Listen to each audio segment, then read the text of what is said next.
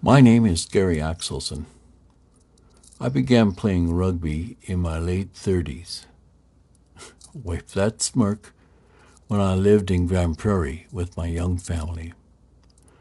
I had become disenchanted with flag football because of all the bickering and arguing with the volunteer referees.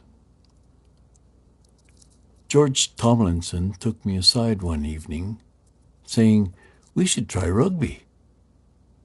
There was a team in town that called itself the Centaurs. It practiced Tuesdays and Thursdays.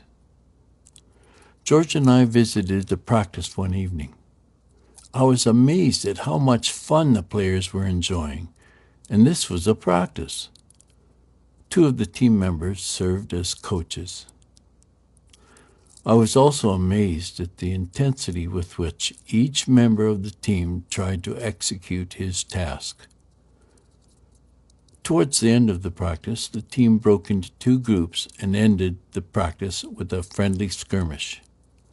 No whining, no complaining, no silly buggers. After practice was complete, I was invited to join one of the after-practice chats. I was amazed and becoming drawn by the welcoming friendliness. Once the balls and sundries were stowed in someone's vehicle boot, off they went to the pub with a genuine encouragement for me to join. In just a short while at the pub, I was amazed at the camaraderie and hilarious good humor shared among the players. I worked intently that summer on fitness, endurance, speed, and basic skills. I also listened intently when helped by other players or coaches and made best effort every time. But I couldn't imagine the outcome. At the end-of-season banquet, I was recognized as most improved novice. And while other players were nicknamed Cementhead, Square, and Rhino, I was dubbed Pencil Neck. My heart nearly burst with self-admiration and intent to continue. I paid attention that summer to some things I had noticed about our Centaur rugby team. There wasn't any place for the coaches to do debriefs, draw illustrations, strategize. At the end of the practice, the team splintered at the parking lot, a couple of players volunteering to stow the balls and other equipment in their cars till next practice, or the weekend. Some of the splinters didn't make it to the pub. The field on which we played and practiced didn't have any other significant usage. There was a small house located on the turn to the pitch that seemed to be abandoned. There was some fire damage in one corner. Centaurs were a team, for sure, but not yet a club. And maybe self-coached might not be the way to build a championship team. The second summer, I continued to make best effort, fitness, skill, and understanding how the game was played. But I didn't imagine the outcome. My second year on the team, it thought I was the most improved backfield player. I was busting with self-admiration.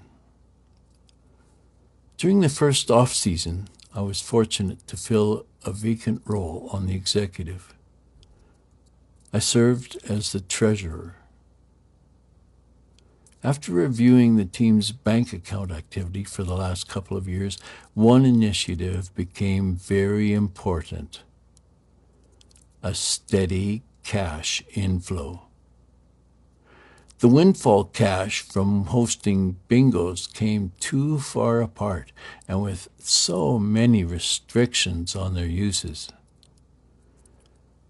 We needed another resource, one that would coalesce the team into a vibrant community.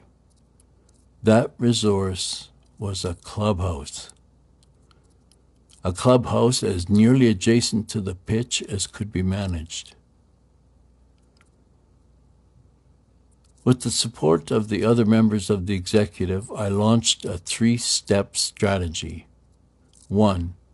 Buy the fire-damaged 1940s house on the corner immediately adjacent to the pitch. 2. Find a means by which we could get the fire damage repaired. 3. Use the repaired premises as the nucleus of a larger, more flexible use facility. Number 1 was much easier than I thought it would be. CMHC had a $3,400 defaulted mortgage on an old house. The city, we had an inn there, wrote off the past due taxes when I proposed our plan. We had an inn at one of the local bank branches. With a few personal guarantees, the team qualified for a teeny loan on a corner lot, paved street and lane, huge paved parking immediately adjacent to the property and pitch, for $3,400. Number 2, I got my hands on a catalog of federal and provincial funding programs. I think it was called the Red Book. I found a joint program in the federal section, I think it was, under unemployment insurance benefits. Through the local UIC office, my brother-in-law, we selected 2 carpenters who were reaching the end of their benefit periods. We talked to them about our project of repairing the house that had been structurally damaged by a fire originating in the basement. Were they experienced enough to work on their own on this project with guidance from 3 engineers that happened to be members of the team? They were as enthusiastic as us. They seemed to be good blokes. I drafted a proposal and submitted it to UIC. This seldom implemented program, I had discovered, not only provided us with skilled labor, it came with a weekly cash allowance for materials with which the participants could work. Lots of bookkeeping, lots of reporting, but a godsend. Bingo hosting funds were restricted use, long-lived assets, and not related to alcohol. These conditions meant that bingo hosting funds could not be used for the most excellent refrigerated bar we envisaged to separate the food preparation area from the common area. The wheels in my head kept spinning each night before sleep. Long-lived asset, not related to the pub we intended to include in the clubrooms. Number 3, the executive, along with our on-team engineers, drafted an addition to the original tiny 2-bedroom house, a long extension with an L at the far end for darts. This extension would more than double our useful space.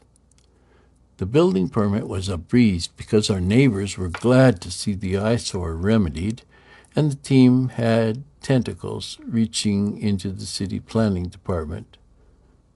Do you see a trend there? It occurred to me that the team's use of the clubrooms, particularly the parquet floored addition, would be limited to Tuesday and Thursday evenings and weekends. Seemed a bit of underutilization. BFO. The neighborhood daycare would love to have that much space for children activities, which were weekdays until about 4 p.m. I contacted the Gaming Commission, pitched the win-win that Centaurs RFC would rent for zero money, play space and kitchen to the daycare if we could use our languishing bingo cash to build the addition. Approved. Then I sucked up to the UIC. Presto. Win-win. UIC extended our carpenter's benefits period to include work on the addition. 3B. With our inside man in the city's Park and Rec department, we secured exclusive use to the pitch and the means by which to maintain it during hot, dry Grand Prairie summer days. The reconstruction and repurposing of the house and land meant that the club had a home base and steady income. Modest at first, as the pub sold 20 or so cold ones after every practice, and 4 times that on home game weekends. This cash flow provided a gang shower in the basement, 2 team change rooms, a fence around the yard, and a proper scrum machine. The metal football goalposts were replaced with beauty, towering lodgepole pines from Procter & Gamble's log yard. With the L addition came the flexibility to rent the premises, complete with what was now a huge volume refrigerated bar with proper kitchen and everything, but no keg tap. Rentals became a regular event. So successful, we needed a proper barkeep. I don't recall his name. I clearly remember his face, his humor, his humility, and his willingness to bartend every rental, be on hand after every practice, and work tirelessly on home game weekends. What did he want in return? To be an associate member of the Centaurs RFC. His image is in the slideshow of Year-End Banquet 1990 that I am including with this narrative. God bless him. In my 3rd year, Centaurs RFC acquired a Kiwi coach, and our 2nd Division Centaurs won the Alberta Rugby Union Championship. At the close of the 3rd year of my membership, I was recognized for my persistent efforts towards building a club from a team, transforming a burnt-out eyesore to the best clubrooms in ERU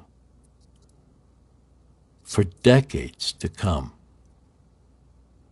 My family was buzzing with admiration, I think. These achievements were a team effort. Centaurs RFC is a community brimming with competencies. I believe that Centaurs RFC has flourished as a club, become an important community organization, and made positive impacts on so many because it developed clubrooms in the early days. Clubrooms adjacent to its pitch, a place to bond after practices and games, a place to scheme, dream, share, and to be proud.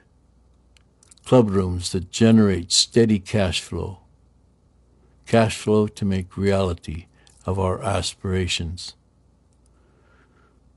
Cheers. Pencil Neck Axelson.